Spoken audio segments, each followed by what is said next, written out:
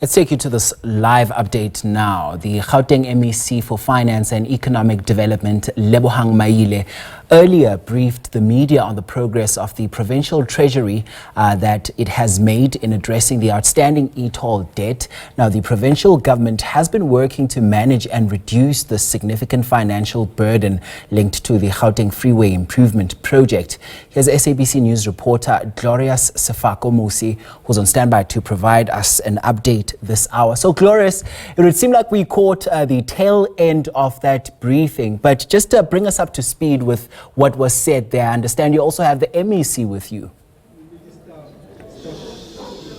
Yes, good morning, Golisi, and good morning to our viewers. We are coming to you from the office of the MEC for Finance and Economic Development in Johannesburg, where he's been briefing the media and the nation on progress that has been made in terms of payment of the e-tolls debt that we've seen in the past year. In September last year sometime, the Gauteng government paid over about 3.4 billion rands, and they're saying that tomorrow they will be making another payment. We know that this e-toll has been a contentious issue in Gauteng, where most of the citizens, motorists, have refused to pay for their debt. They just simply did not pay. And while there was a small percentage of people that paid, until the government has reached an agreement that the National Treasury will pay over that debt, about 70% of that, and the Gauteng government would pay about 30% of that, which amounts to about 20 billion. So the MEC has been briefing the media on this issue. He joins us now. Thank you so much, MEC, for your time. Just take us through the progress that you say you have made in terms of payment of this debt. Thank you very much, Gloria. In fact, the payment last year was 3.8 billion. Tomorrow we'll be paying about 5.4 billion, and that for 5.4 billion is divided into two. About 2.099 is for the road maintenance, and the 3 billion plus is for the actual debt. If you remember, we did explain that the 20 billion that we are paying is made up of three things. Firstly, the debt was about 12.9 billion. Then secondly, the interest of over 3 billion.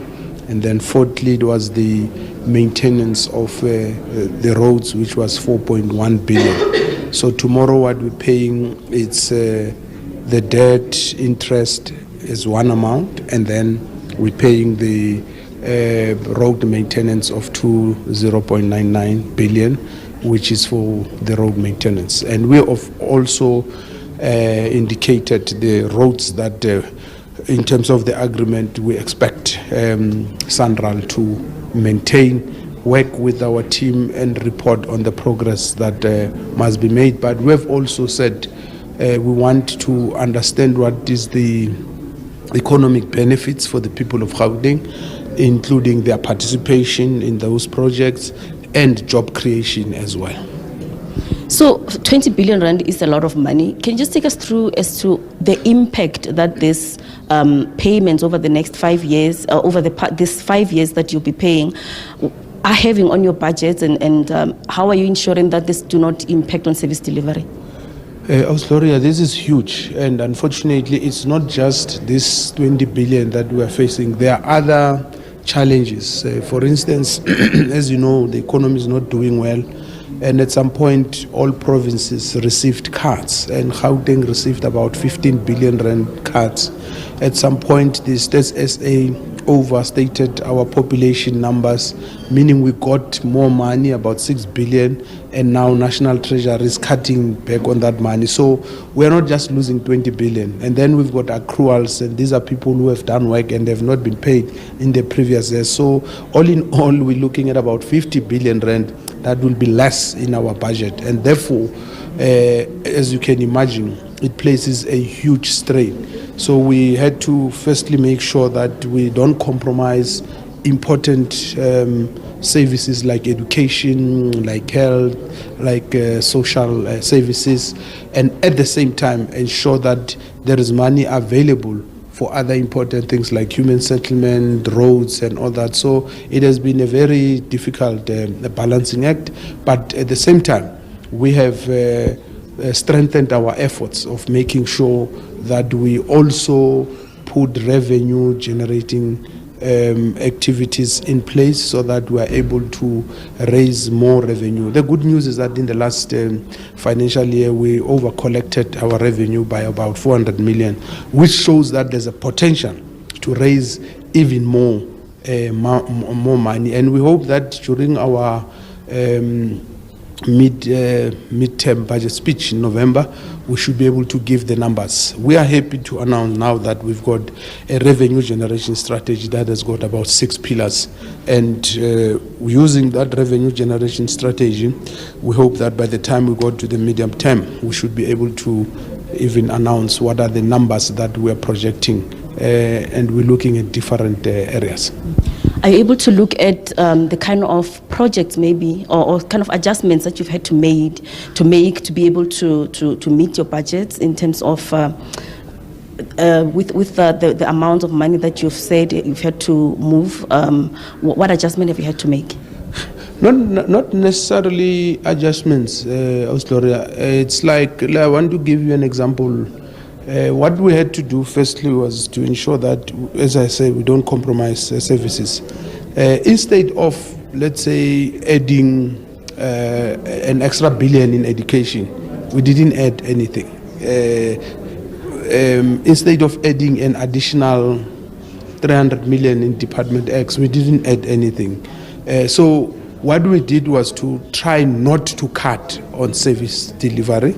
And then we looked at compensation, amongst other things, how to manage it, and so that no one gets retrenched, but at the same time we don't go over 60% mark. And our worry is that we were at hovering around 61%, and our objective is to get it below 60% at all the times, so that we've got enough money. So there's a lot of things that we've been doing to look at. And as you remember, when we presented the second budget, there was money that was not spent from the previous financial year.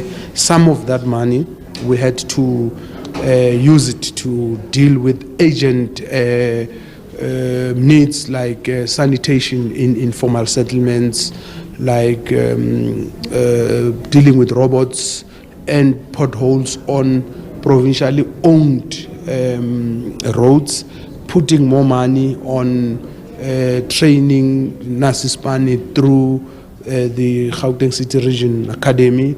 We put more money on cleaning. We gave the Department of Environment an additional 50 million and all that. So even with these difficulties, we are still able to ensure that the important issues are attended to. And I can say without any fear of contradiction that our finances are in good health, and we are even trying to create reserves which should be able to protect us from any difficulties in future as a provincial government. And as we wrap MEC, what would you say are the lessons that government takes away from this predicament that it finds itself in, where it has to now pay for this debt?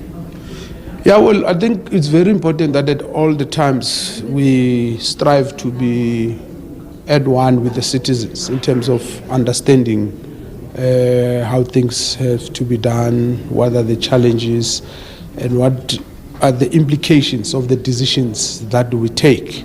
But also not compromise certain principles like the user pay principle, which is important. And I don't think the overwhelming majority of the citizens have got a problem with the user pay system. That's why they are paying for their rates and taxes, they are paying for water, electricity, and all that. And perhaps how you package it and how you present it to them becomes very important. Thank you very much, MEC, for joining us.